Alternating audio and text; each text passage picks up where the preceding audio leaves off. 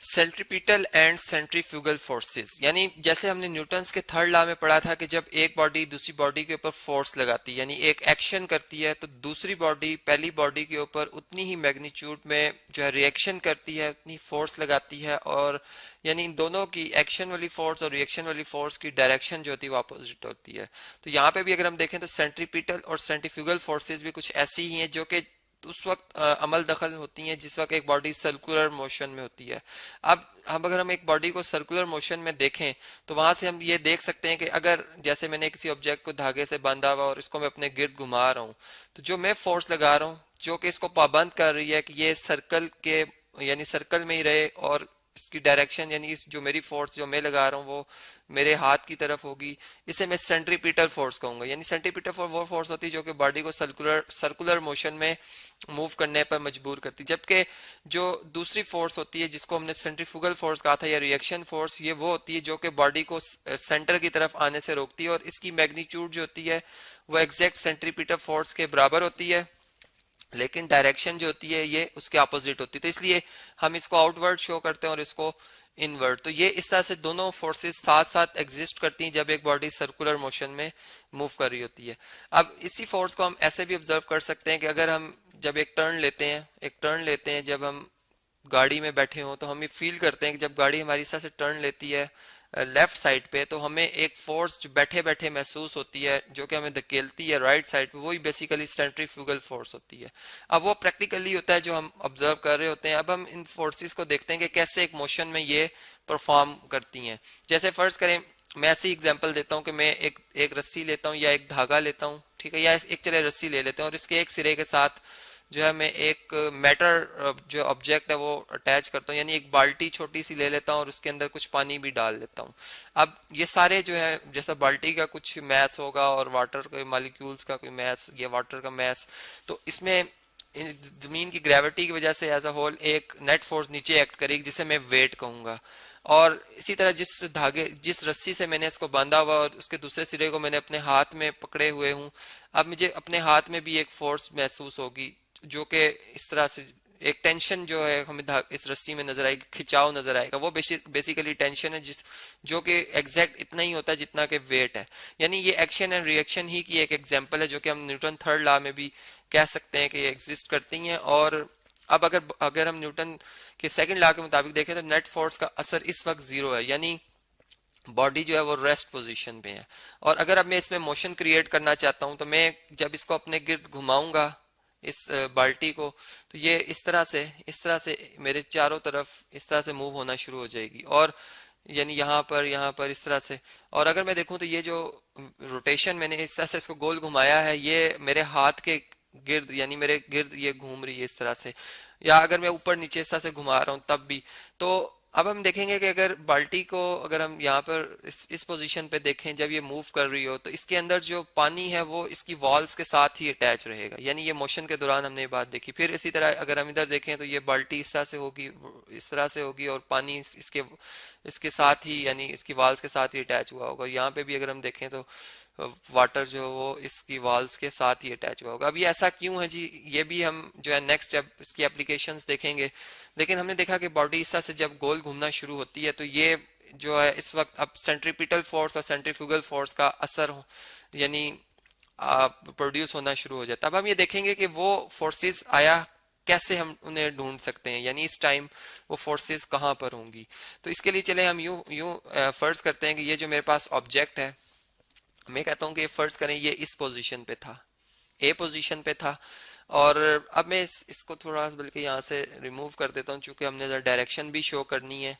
यहाँ पर जब मैंने इसको मूव कराना शुरू किया तो सबसे पहले जब मैंने फोर्स लगाई तो इस बॉडी ने इस तरफ मूव करना था, लेकिन चूंकि मैंने इसको धागे से बांधा हुआ था जो कि जिसकी खास लेंथ है जिसे मैं 5 मीटर कह देता हूँ, ये 5 चले इसको मैं 1 मीटर कह देता हूँ कि 1 मीटर की लेंथ है। तो ये बेसिकली एक रेडियस का रोल अदा कर रही है, यानी चूंकि पाथ हमारा सर्कुलर है और इसका मेरे हाथ से इस हर पॉइंट का फासला एक जैसे सर्कुलर पाथ आ गया, तो ये रेडियस है। अब इस लम्हे जो जो मोशन की डायरेक्शन है या इनर्शिया की जो डायरेक्शन है वो बेसिकली टेंजेंट टू द जो सर्कुलर पाथ है, लेकिन वेरी वेरी नेक्स्ट मूवमेंट यहाँ पर अगर चले मैं इसको डिफरेंट कलर में शो करता हूँ, यहाँ पे अगर हम देखें तो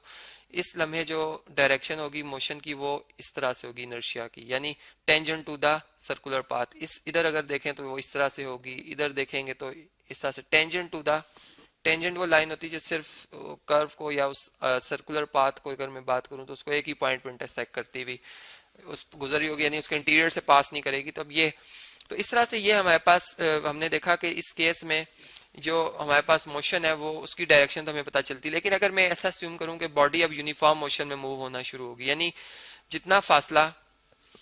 इस पॉइंट से ए से लेकर, चले मैं इसे ए पॉइंट कह देता हूँ, 20 तक, और फिर बी से लेकर सी तक जितना इसने ये डिस्टेंस कवर किया है ये एक जैसे टाइम में कवर करने लगी, यानी एक एक सेकंड के बाद ये एक एक मीटर का इस तरह से एंगुलर डिस्टेंस कवर कर रही है। तो मैं कहूंगा कि ये यूनिफॉर्म मोशन, यानी इस वक्त जो इसकी स्पीड होगी वो यूनिफॉर्म स्पीड होगी। लेकिन हम अगर डायरेक्शन देखें, जैसे मैंने अभी बताया आपको कि डायरेक्शन तो इसकी हर हर पॉइंट पे क्या हो रही है जी, चेंज हो रही है। इस पॉइंट पे टेंजेंट इस तरह से बन रहा है, ठीक है, और अगर इसके वेरी वेरी नेक्स्ट इस जगह पे देखा जाए तो इसकी डायरेक्शन टेंजेंट इस तरह से बन रही है। लेकिन हमने देखा जो स्पीड है वो कांस्टेंट है, यानी स्पीड यूनिफॉर्म है, लेकिन जो वेलोसिटी है वो कांस्टेंट नहीं है। वेलोसिटी जो होगी, चूंकि डायरेक्शन चेंज हो रही है, इस वजह से हम कहेंगे कि ये वेरिएबल है, और इसी के वेरिएबल होने की वजह से, यानी डायरेक्शन के चेंज होने की वजह से ही तो एक्सलेरेशन प्रोड्यूस हो रहा है। और वो एक्सलेरेशन कौन प्रोड्यूस करा रहा है, वो फोर्स प्रोड्यूस करा रही है जो मैं अपने हाथ से लगा रहा हूँ। लेकिन अब उसकी क्या डायरेक्शन है, हमने तो यहाँ मैथमेटिकली इसको देखना है। तो अगर मैं ऐसा करूँ कि चूंकि मैग्नीट्यूड सेम है इस इनिशियल मैं कहता हूँ वेलोसिटी वेक्टर की और फाइनल वेलोसिटी वेक्टर की, यानी मैग्नीट्यूड सेम है, डायरेक्शन डिफरेंट है। अब मैं अगर देखूं कि इसमें कितनी चेंज आई है, तो मैं अगर इस कंपोनेंट को यहाँ से फर्ज करें उठा लेता हूँ यहाँ से, ठीक है जी, ये यहाँ से इसको हम यहाँ से कट कर लेते हैं जी, ये इस तरह से कट हो जाएगा यहाँ से। और अगर मैं इसे यहाँ पे पेस्ट करता हूँ तो मैं ये देख सकता हूँ कि इसमें जो हमारे पास, यानी इस तरह से, चूंकि इसमें जो चेंज आई है वो कुछ इस तरह से होगी कि इसके जो यानी हेड टू टेल रूल के मुताबिक जो फाइनल में से, यानी चेंज जो वेलोसिटी में होती है वो बेसिकली फाइनल वेलोसिटी में से इनिशियल वेलोसिटी को माइनस किया जाता है। यानी अगर इनिशियल वेलोसिटी की डायरेक्शन इस सिमत में है तो जो फाइनल, यानी इसके जो नेगेटिव होगा उसकी डायरेक्शन के बिल्कुल ऑपोजिट होगी, यानी ये नेगेटिव वी आई वेक्टर होगा। तो मैंने यहाँ पर कुछ ऐसा ही किया कि नेगेटिव वी आई वेक्टर लिया जिसमें जो इसका हेड है वो, यानी जो इसकी टेल है, बल्कि जो इसकी टेल है वो सेकंड वेक्टर के हेड के साथ मैंने अटैच की है यहाँ पर, और इस तरह से जो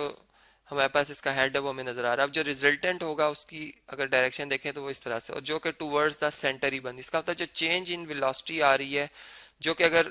छोटे से टाइम टी में आ रही हो, स्मॉल टाइम टी में जो कि एक्सलेरेशन होती है, तो वो बेसिकली उसकी डायरेक्शन हम देख सकते हैं कि वो टूवर्ड्स द सेंटर है, मेरे हाथ की तरफ है। इसका मतलब कि एक्सलेरेशन जितनी भी प्रोड्यूस हो रही है उसकी डायरेक्शन मेरे हाथ की सिमत में है, और ये वो फोर्स प्रोड्यूस करा रही है जो कि हम कह सकते हैं कि वो सेंट्रीपिटल फोर्स है। तो हमने देखा कि सेंट्रीपिटल फोर्स जो न्यूटन्स के सेकंड लॉ के मुताबिक जिस सिमत में हम फोर्स लगाते हैं एक्सलेरेशन भी उसी सिमत में जो है वो प्रोड्यूस होता है। तो अगर सेंट्रीपिटल एक्सलेरेशन टुवर्ड्स सेंटर है, मेरे हाथ की तरफ है,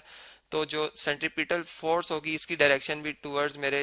हाथ ही की तरफ होगी, यानी सेंटर की तरफ होगी। तो इस तरह से हमने एक तो ये बात देख ली। फिर दूसरी बात ये कि हमारे पास जो सेंट्रीफ्यूगल फोर्स होगी, जो कि यानी मैं इस ऑब्जेक्ट के ऊपर जो फोर्स लगा रहा हूँ एक्शन के तौर पर वो सेंट्रीपिटल फोर्स है, और वो रिएक्शन के तौर पर जो दूसरा ऑब्जेक्ट मेरे हाथ के ऊपर फोर्स लगा रहा है वो सेंट्रीफ्यूगल फोर्स है जो कि आउटवर्ड होगी इस तरह से। तो ये भी हम यहाँ से देख सकते हैं कि जिसकी डायरेक्शन मेरे सेंट्रीपिटल फोर्स की डायरेक्शन के क्या है जी, अपोजिट है। तो इस तरह से एक ऑब्जेक्ट जब हम सर्कुलर पाथ में मूव करा रहे होते हैं तो हर पॉइंट पे जो उसके हम कह सकते हैं जो एक्सलेरेशन प्रोड्यूस वो कर रहा होता है वो सेंटर की तरफ होती है, लेकिन जो